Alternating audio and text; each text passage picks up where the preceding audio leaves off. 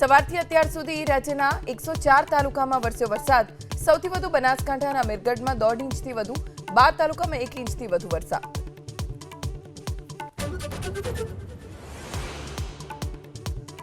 અમદાવાદમાં અસ્ટોડિયા બાદ હવે દરિયાપુરમાં મકાન ધરાશાયી, 3 લોકોનું રેસ્ક્યુ.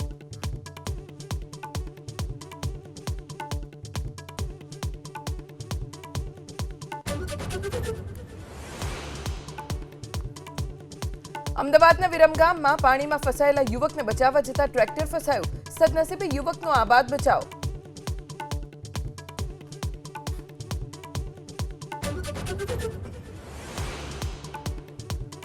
વિપક્ષના હંગામા વચ્ચે લોકસભામાં કેન્દ્રીય મંત્રી જીતેન્દ્રસિંહે રજૂ કર્યું પેપર લીક સંશોધન બિલ.